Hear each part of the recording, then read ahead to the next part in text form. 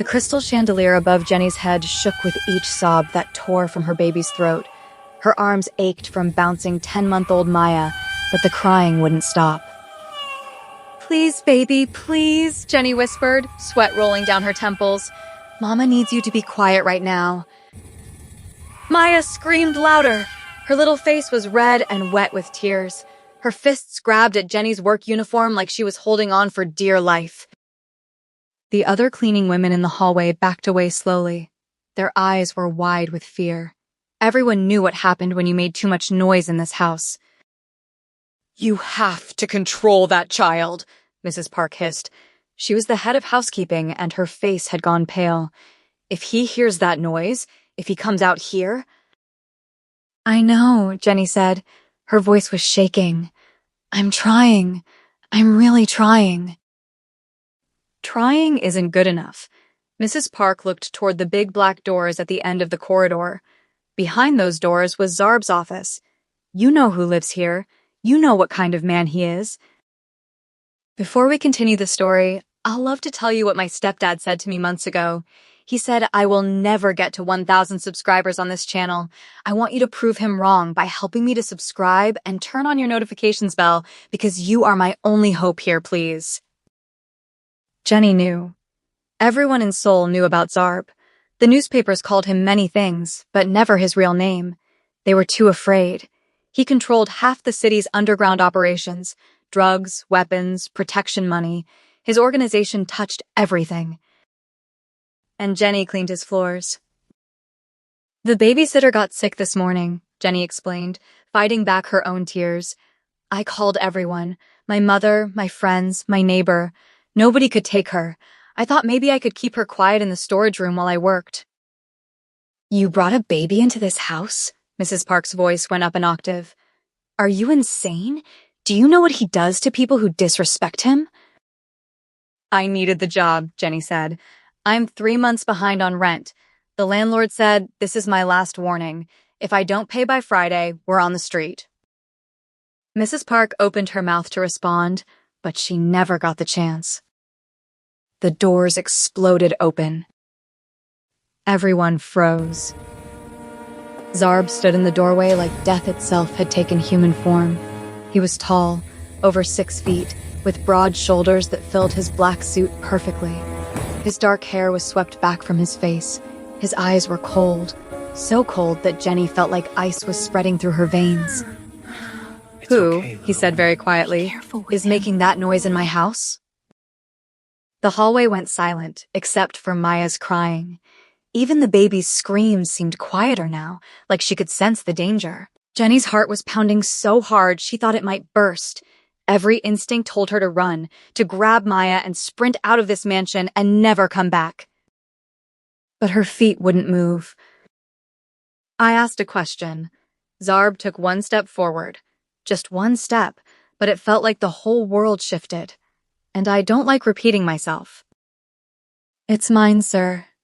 Jenny's voice came out as barely a whisper. "My daughter. I'm so sorry. The babysitter was sick and I had nobody to watch her. I thought I could keep her quiet." Zarb's eyes moved to her, then to Maya. The baby was still crying, her little body shaking with each sob. "Bring her here," he said. Jenny felt her knees go weak. "Sir, please, I'll leave right now. I'll take her home and you'll never see us again." I don't repeat myself. The other workers scattered. They vanished into side rooms and around corners like roaches when you turn on the light. Within seconds, Jenny was alone in the hallway with a crying baby and the most dangerous man in Seoul. Her legs moved on their own. Step by step, she walked toward him. Toward those cold eyes that had seen things Jenny didn't want to imagine.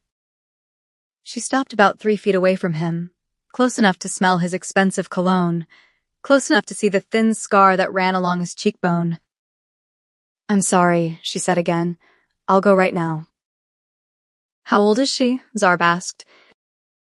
Jenny blinked. "What?" "The baby.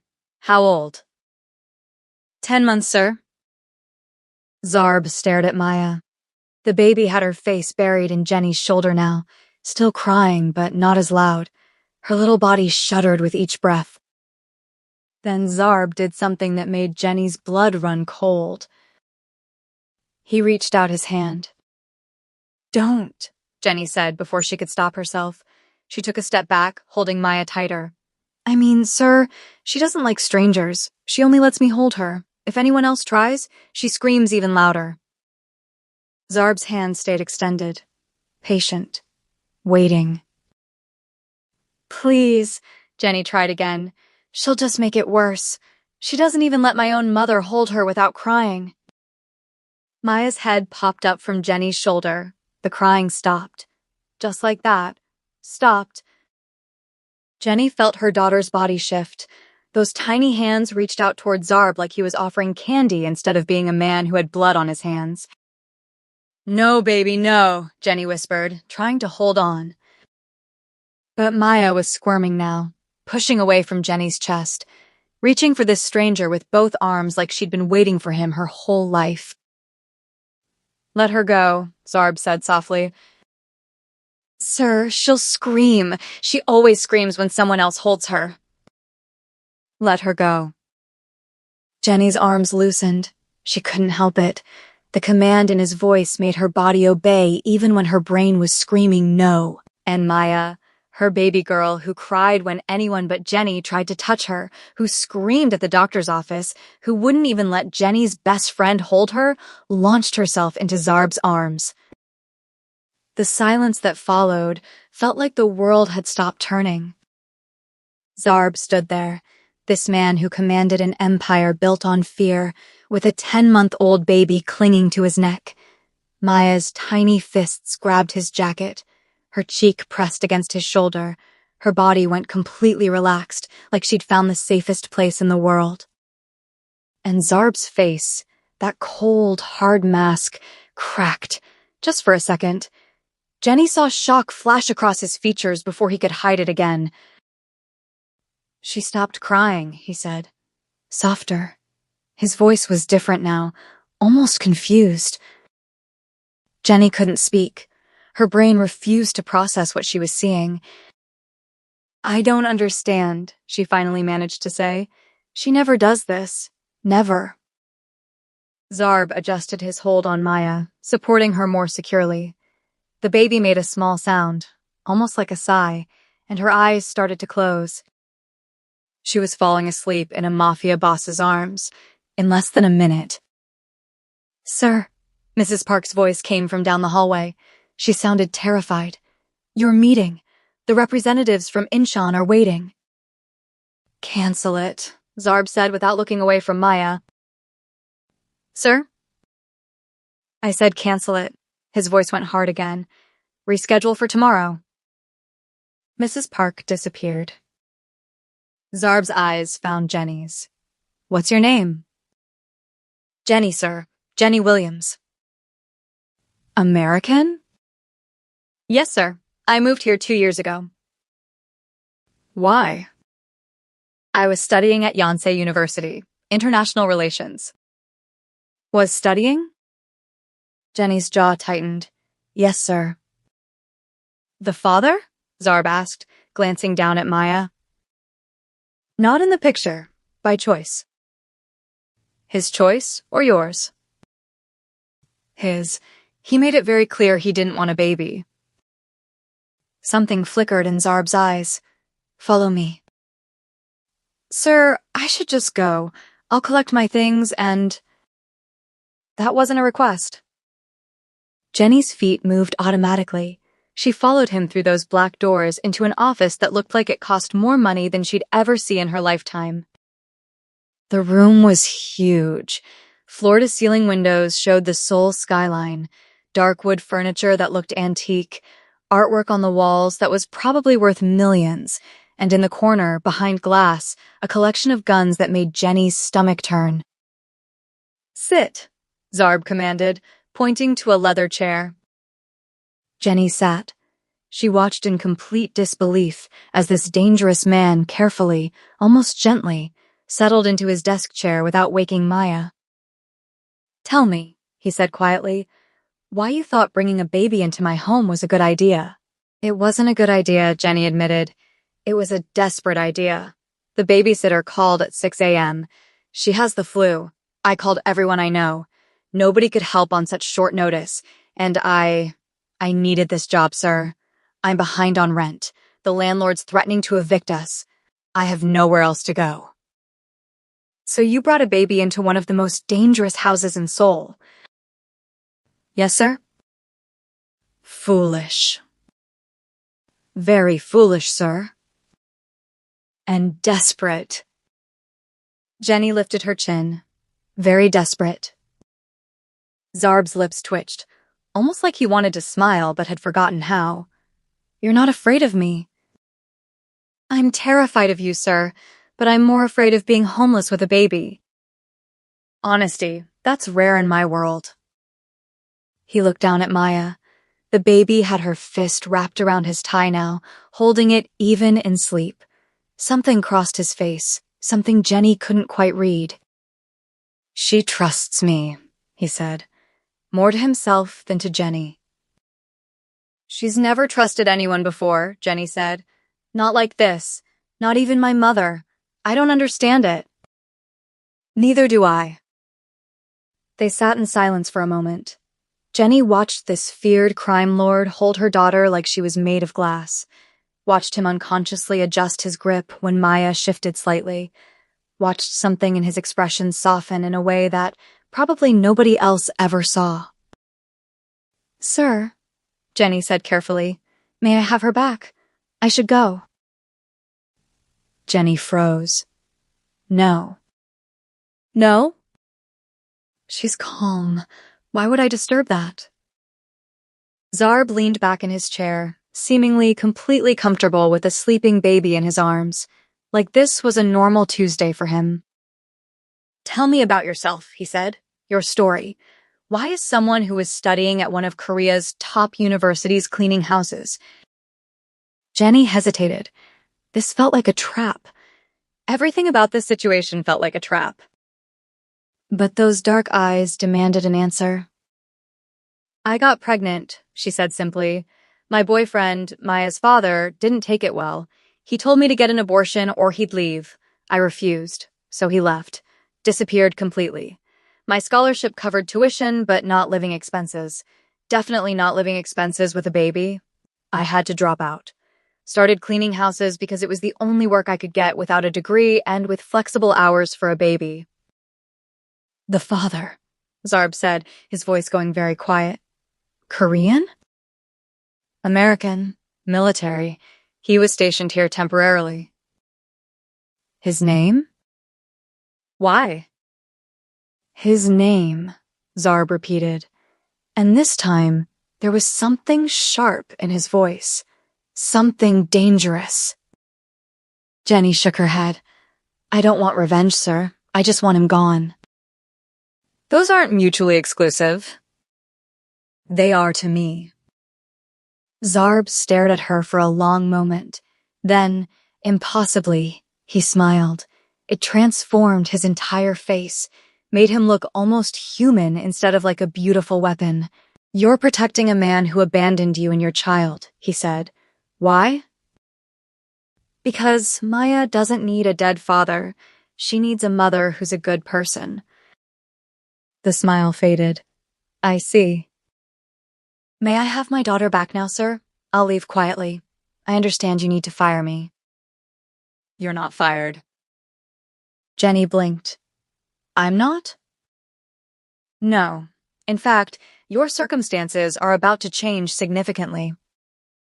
I don't understand. Zarb stood up carefully, still holding Maya. He walked around the desk and with incredible care transferred the sleeping baby back into Jenny's arms. Maya stirred slightly but didn't wake. You need employment that accommodates your daughter, Zarb said, returning to his desk. I need someone who isn't afraid to speak honestly to me. It's an efficient arrangement. Jenny's heart was pounding. What are you saying? Zarb pressed a button on his phone. Minho, come to my office.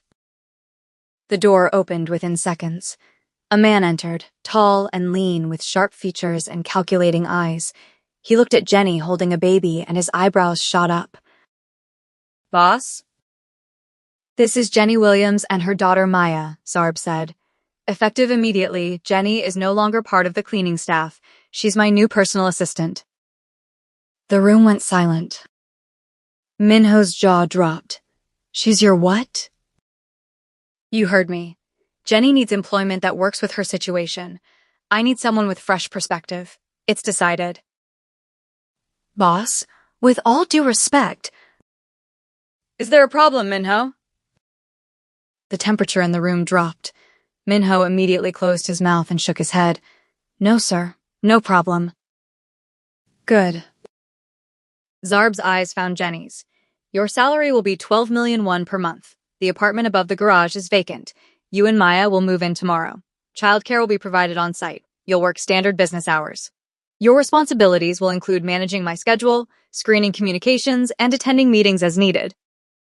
Jenny couldn't breathe. 12,000,001. That was over $10,000 per month. More money than she'd ever imagined making. "Sir, I can't accept this." "You can and you will." "But why? You don't know me. You don't know if I can even do this job." Something flickered in Zarb's expression. "Your daughter sees something in me that nobody else does. That tells me you're different. Special, perhaps. I'm curious to see if I'm right." "Sir." "The apartment has 2 bedrooms, a full kitchen, and a view of the garden. The nanny I'm hiring is former intelligence. Your daughter will be safer than the president's children. You'll start tomorrow at 8 a.m. Minho will brief you on your duties. Do you have any questions?" Jenny had about 1,000 questions, but looking at his face, at the set of his jaw, she knew the conversation was over. "No, sir," she whispered. "Good. Now go. Spend the rest of the day with your daughter. Get your affairs in order. Tomorrow, your new life begins." Jenny stood on shaky legs. She made it to the door before his voice stopped her. "Jenny." She turned. Zarb stood by the window, backlit by the afternoon sun. For a moment, he looked almost lonely. "Thank you," he said quietly. "For what?" "For not running. Most people would have." Jenny looked down at Maya, sleeping peacefully in her arms, then back at this dangerous, complicated man who had just changed their lives. "Most people don't have a baby who apparently thinks you're a teddy bear," she said with a small smile. His laugh was brief but genuine. "Get out of here before I assign you more work." Jenny didn't sleep that night. How could she? 24 hours ago, she was scrubbing toilets and dodging eviction notices. Now she was sitting in a luxury apartment with marble countertops and a view of a private garden, watching Maya sleep in a brand new crib that probably cost more than Jenny's car.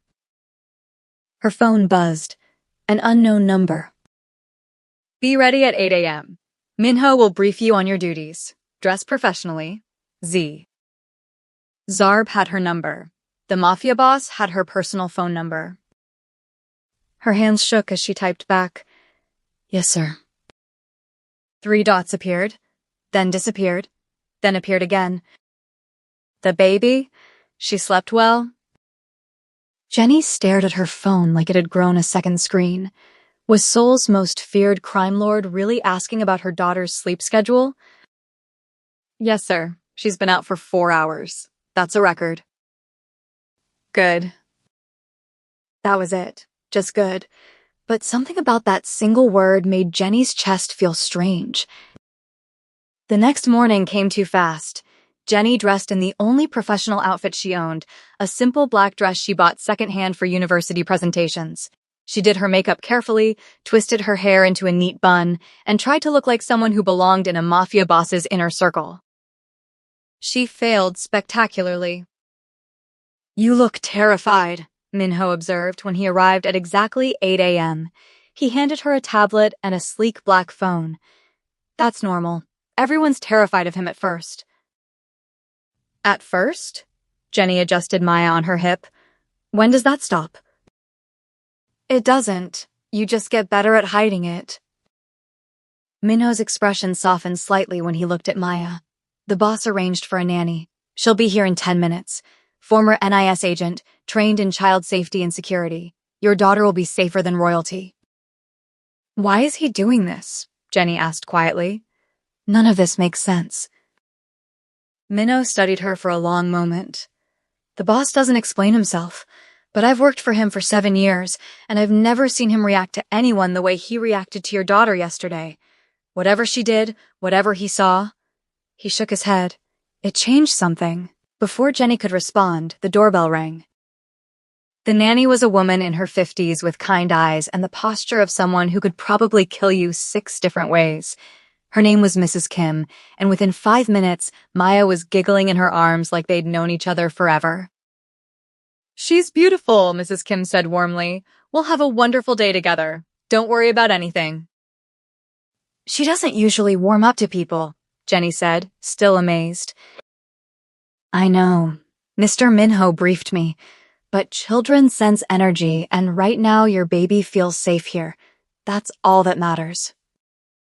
Safe in a Mafia compound. The irony wasn't lost on Jenny. Zarb's office was exactly as she remembered. Intimidating, expensive, and somehow cold despite the morning sunlight streaming through the windows. He stood by those windows now, phone pressed to his ear, speaking rapid Korean in a voice that could freeze fire. He looked up when she entered, held up one finger. Wait. If those shipments aren't in Busan by Friday, Zarb said into the phone, his voice dropping to something deadly, I'll personally ensure you spend the rest of your very short life regretting it. Are we clear? A pause. Excellent. He ended the call and turned to face her fully. His eyes traveled over her appearance once, quickly, professionally. You look nervous. I am nervous, sir. Don't be. You're here because your daughter has better judgment than most adults I know. He moved to his desk and gestured for her to sit. Today, you observe. Watch everything, ask questions, learn how I work. Yes, sir. And Jenny? Sir? Stop calling me sir every sentence. Zarb is fine when we're alone. Her eyes widened. I don't think I can. I don't care what you think. I care what I tell you to do. But there was no real heat in his voice, almost like he was testing her. Say it, he commanded. Say what? My name? Jenny's heart hammered. This felt dangerous, intimate in a way that made her skin prickle. Zarb, she forced out. His expression didn't change, but something flashed in his eyes. Satisfaction, maybe. Better. Now, we have 4 meetings today. 2 with legitimate business partners, 2 with people who would kill me if they thought they could get away with it. Your job is to take notes and watch body language. Tell me afterward what you noticed. You want me to analyze people? Your daughter saw something in me that no one else sees. I'm curious if you share that same instinct. The first meeting was with a tech CEO who kept glancing at Jenny like she was a puzzle he couldn't solve. Zarb negotiated a partnership deal worth billions of won without raising his voice once. He was smooth, calculated, terrifying in his precision. The second meeting was with an older man covered in tattoos. Yakuza, Jenny realized with ice in her veins. They spoke in a mixture of Korean and Japanese. Zarb's entire demeanor changed. Harder, colder, more dangerous. When the man left, Zarb turned to her. What did you notice? Jenny hesitated. The tech CEO was afraid of you, but the Yakuza boss respected you. There's a difference. Go on. The CEO kept looking at me because he was trying to figure out our relationship. If I'm someone important to you, he'll try to use that. The Yakuza boss never looked at me once. He already knew I was irrelevant to the negotiation. Zarb's lips curved. Not bad. What else? The tech CEO is going to try to renegotiate in 3 months. He agreed too easily, and the Yakuza boss is planning something. He kept touching his ring. A nervous tell. Zarb leaned back in his chair, studying her with new interest. You're very observant. I'm a single mother. You learn to read people when your survival depends on it. Indeed. He stood up. We're done for the day. Go check on Maya. Jenny blinked. It's only 2 p.m. And you've done more than I expected. Go be with your daughter.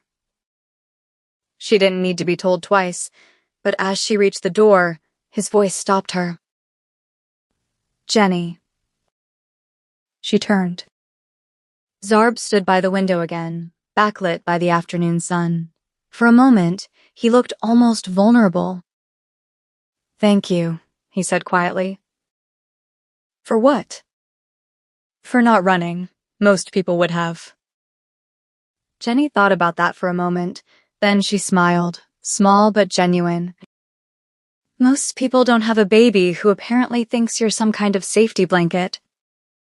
His laugh was unexpected, brief, but real. Get out of here before I change my mind about that half day. The weeks that followed fell into a strange rhythm. Jenny learned the business, both the legitimate side and the parts that existed in shadows. She sat in meetings with gang leaders and corporate executives. She watched Zarb command rooms with nothing but his presence. And every evening, without fail, he stopped by the apartment to see Maya. She's getting bigger, he observed one night, crouching down as Maya toddled toward him on unsteady legs. She grabbed his finger, laughing. She's walking better, Jenny said, her heart doing something complicated in her chest. Last week, she could barely stand. Look at you, Zarb said softly to Maya, getting so strong. Maya patted his face with her tiny hands. He didn't flinch, didn't pull away, just stayed there, letting a baby touch him like he was a normal person instead of Seoul's most feared criminal. You're good with her, Jenny said quietly. Zarb's jaw tightened. I had a sister once. She was small like this. Jenny's breath caught. What happened? She died. I couldn't protect her. His voice went flat. Long time ago. I'm sorry. Don't be. It made me what I am. He looked at Maya, and Jenny saw something in his expression she'd never seen before. Pain. Old pain that never healed. How old was she? Jenny asked gently. 3. Car accident. Drunk driver ran a red light. Zarb's hand curled into a fist. I was supposed to be watching her. I was 12. I looked away for 1 second. 1 second, and she ran into the street. That wasn't your fault. You were a child yourself. Tell that to my parents. They never forgave me. I never forgave myself. Maya grabbed his hand with both of hers, as if she could sense his pain. She pulled his hand to her chest and just held it there, looking up at him with those big, trusting eyes. Zarb's breath shuddered. She never blamed me. Not once. Who? My sister. Even as she was dying, she held my hand and smiled, like she was trying to make me feel better. A tear rolled down his cheek. Just one. Jenny watched this dangerous man cry for the first time, and her heart broke for him. That's why you're doing this, she whispered. That's why you're helping us. Maybe, or maybe your daughter reminds me that not everyone sees a monster when they look at me. Maya yawned and leaned against his leg. Within seconds, she was falling asleep, standing up, still holding his hand. She loves you, Jenny said softly. She doesn't know what I am, what I've done. Maybe that doesn't matter to her. Maybe she sees who you are underneath all of that. Zarb looked at her then, really looked at her, and something shifted in the air between them, something that made Jenny's pulse quicken. You should be afraid of me, he said quietly. I know. But you're not anymore. No, Jenny admitted. I'm not. Why?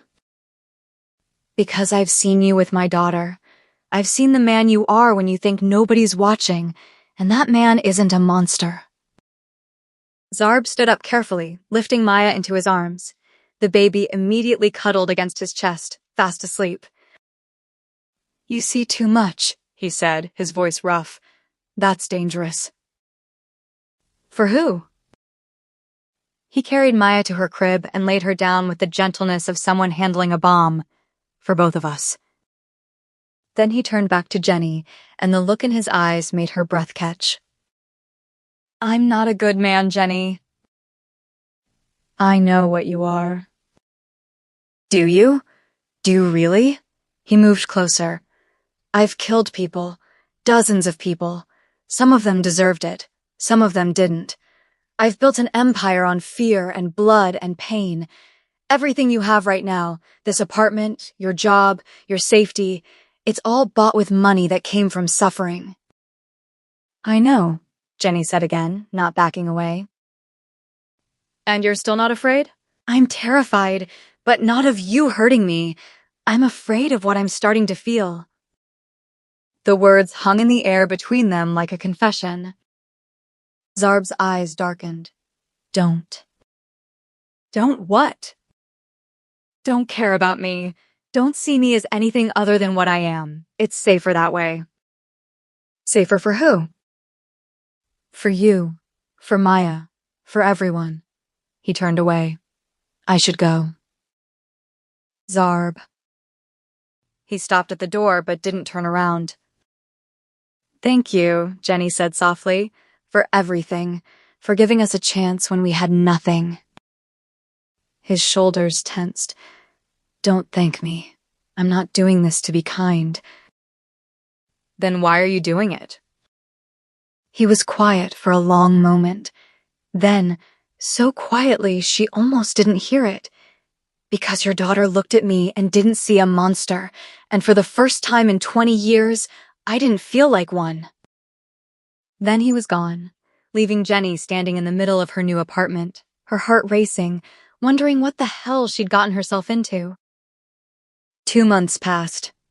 Jenny fell into her role as Zarb's assistant like she'd been born for it. She learned the business inside and out. She learned to read his moods, to anticipate his needs, to navigate the dangerous world he lived in. And she learned that beneath the cold exterior, beneath the monster everyone saw, was a man who was desperately lonely. She saw it in the way he visited Maya every evening without fail. Saw it in the way he lingered in the apartment like he was reluctant to return to that big, empty house. Saw it in his eyes when he thought nobody was looking. "You're staring," Minho said one day during a meeting. Jenny blinked. "What?" "At the boss. You're staring at him." Her cheeks flushed. "I am not." "Yes, you are, and you're not the only one." Jenny followed his gaze. Zarb was across the room, deep in conversation with a business partner. But every few seconds, his eyes flicked to where Jenny sat. Just for a moment. Just long enough for her to notice. "He's different around you," Minho continued. "Softer. More human."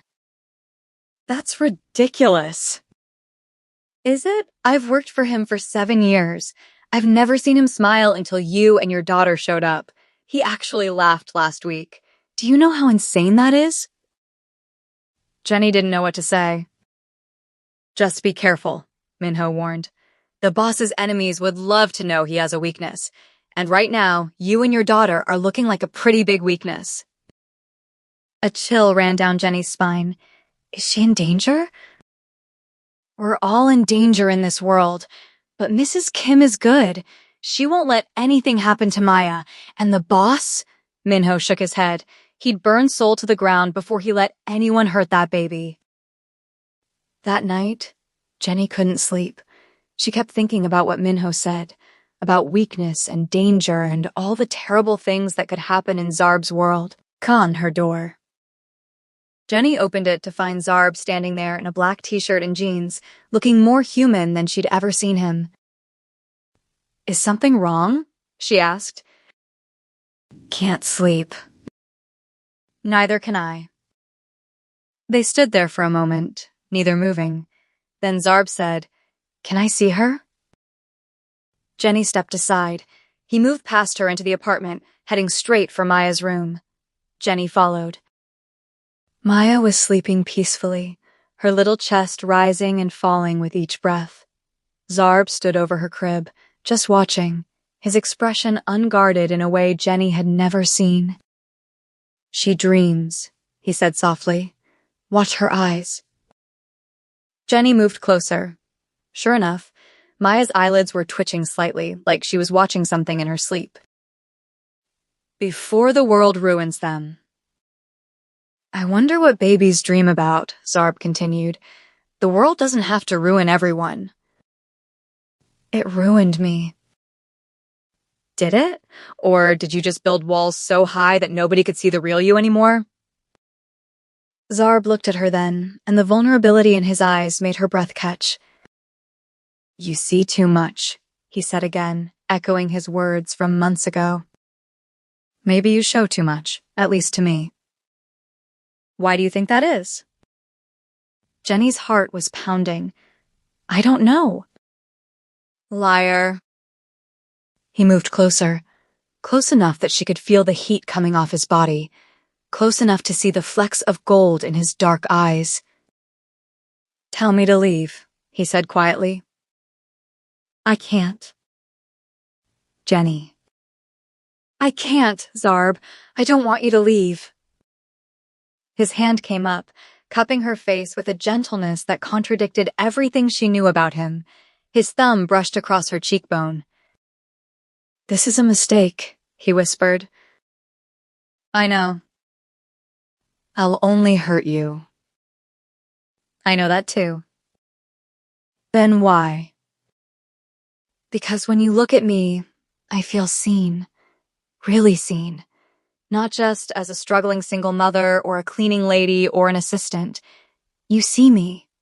All of me. And I think maybe I see you too." Zarb's jaw clenched. "You don't know what you're saying." "Yes, I do. I see a man who's been hurt so badly that he built an empire just to feel safe. I see someone who's convinced himself he's a monster because it's easier than admitting he's just scared. I see..." He kissed her. It was soft at first, almost hesitant, like he was afraid she'd break. But when Jenny's hands came up to grip his shirt, pulling him closer, something in him broke loose. The kiss deepened. His hands tangled in her hair. Years of loneliness and pain and hunger poured into that kiss, from both of them. When they finally broke apart, both breathing hard, Zarb rested his forehead against hers. "I can't promise you anything good," he said roughly. "I can't promise you a normal life or a happy ending." "I'm not asking for promises." "What are you asking for?" Jenny pulled back to look at him, this complicated, dangerous, beautiful man who had somehow become her whole world. "I'm asking for right now, for this moment, for whatever time we have before the world catches up with us." Zarb's eyes searched hers. "You deserve better than this. Better than me." "Maybe, but I choose you anyway." Something in his expression cracked. The mask he'd worn for so long finally shattered completely, and she saw the man underneath. Scared, lonely, desperate to be loved despite believing he didn't deserve it. "I don't know how to do this," he admitted. "I don't know how to be what you need." "Then we'll figure it out together." He kissed her again, softer this time. Like a promise he was afraid to make, but couldn't help himself from giving. "Okay," he whispered against her lips. "Okay." From the crib, Maya made a small sound in her sleep. They both turned to look at her, this tiny person who had somehow brought them together. "She changed everything," Zarb said softly. "Yes," Jenny agreed. "She did." They stood there in the darkness, watching Maya dream, neither willing to break the moment. Outside, Seoul glittered with a million lights, a city full of danger and beauty and possibility. And in that small apartment above a garage, in the compound of Seoul's most feared crime lord, Two broken people found something neither had been looking for. Hope.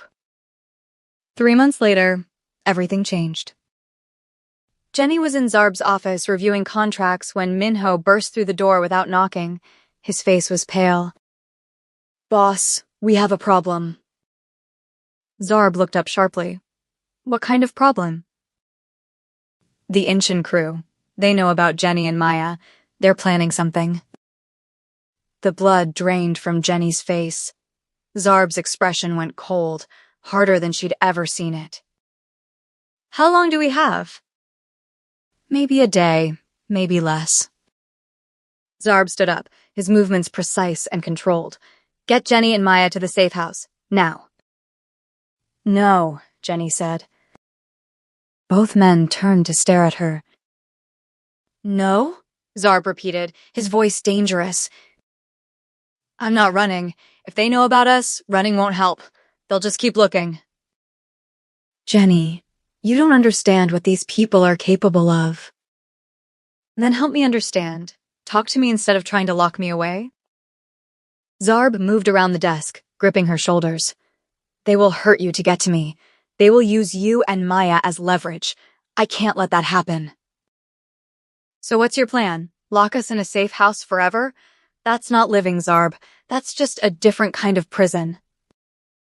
"Better a prison than dead." "Is it?" Jenny touched his face.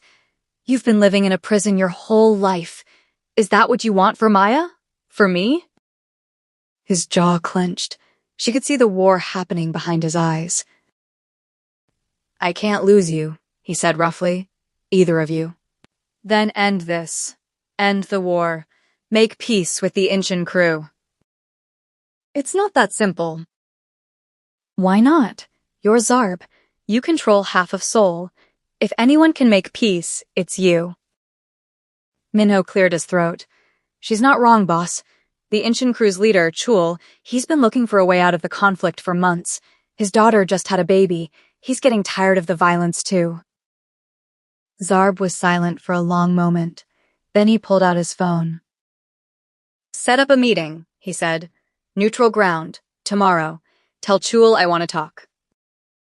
The meeting took place in an abandoned warehouse by the Han River. Jenny insisted on coming despite Zarb's protests. "If this is about protecting me," she said firmly, "then I should be here. I'm not a bargaining chip. I'm a person." Chul arrived with 3 guards. He was older than Jenny expected, maybe 50, with gray at his temples and tired eyes. "Zarb," he said, nodding. "Chul." They sized each other up like predators circling. Then Chul's eyes moved to Jenny. "So this is her, the woman who tamed Seoul's wolf." "Nobody tamed anyone," Jenny said before Zarb could respond. "I'm Jenny Williams, and I'm asking you, as a mother to a grandfather, to end this violence, for our children's sake." Chul's expression softened slightly. "My granddaughter is 2 months old. She has her mother's eyes. My daughter is 1-year-old. She has her father's stubbornness." Despite the tension, Chul smiled. "Children change everything, don't they?" "They do," Jenny agreed. "They make you want to build instead of destroy, to create something better." Chul looked at Zarb. "Is this what you want? Peace?" Zarb's hand found Jenny's. "Yes. I'm tired of the blood, tired of looking over my shoulder. I want—" He paused, like the words were foreign. "I want a different life." "That's not the Zarb I know." "Maybe I'm not that Zarb anymore." The 2 men stared at each other. Then, slowly, Chul extended his hand. "My territory stays mine. Yours stays yours. We split the port operations 50-50, and no more attacks on families, ever." Zarb gripped his hand. "Agreed." Just like that, a war that had claimed dozens of lives ended with a handshake. 6 months after that, Jenny stood in the garden watching Zarb push Maya on a swing he'd built himself. The little girl shrieked with laughter, her curly hair flying in the wind. "Higher, Zarb, higher!" Any higher and you'll fly away, he teased, but he pushed her higher anyway. Jenny's hand rested on her stomach, on the small bump that was just starting to show. She hadn't told him yet. Wasn't sure how he'd react. As if sensing her thoughts, Zarb looked over. Their eyes met, and he smiled. That real, genuine smile that still took her breath away. He caught Maya as the swing came back, lifting her into his arms. Time for lunch, little one. But I'm not hungry. You're always hungry. They walked toward Jenny together, and her heart swelled. This strange, beautiful family they'd built from broken pieces. You okay? Zarb asked, studying her face. I'm pregnant, she blurted out. He froze. Maya wiggled out of his arms and ran toward the house, already distracted by something else. You're what? Pregnant. About 3 months. I took a test yesterday, and then another one, and then 3 more to be sure. Zarb's face went through several emotions too quickly to track. Shock, fear, and then, slowly, something that looked like wonder. A baby, he whispered. Yes, our baby. If you want... He kissed her, cutting off her words. When he pulled back, his eyes were wet. I want, he said firmly. God, Jenny, I want everything with you. Even though it's complicated? Because it's complicated. Because it's real. Because you and Maya showed me that I could be more than what I thought I was. Jenny leaned into him, feeling safe in a way she never had before. I love you. I should have said it sooner. I love you too. I've loved you since the day your daughter reached for me like I was worth something. From the house, Maya's voice rang out. Zarb! Jenny! I found a butterfly! They looked at each other and laughed. We should probably tell her about the baby, Jenny said. She's going to lose her mind with excitement. Are you ready for 2 of them? Zarb pulled her close, his hand resting on her stomach. I'm ready for anything, as long as you're beside me. They walked toward the house together, toward Maya's excited chattering, toward a future that neither had planned but both desperately wanted. Behind them, the Seoul skyline glittered in the afternoon sun. A city that had seen so much darkness, so much pain. But in that moment, in that garden, with that strange little family, there was only light. And for the first time in his life, Zarb believed that maybe, just maybe, he deserved it. Welcome to Hearts After Midnight Stories. If you enjoyed this story, please subscribe to Heart After Midnight Stories. Drop a like and comment where you're watching from and what time it is. We tell dark, romantic love stories, real stories that will make you want more. Thank you for being part of our family.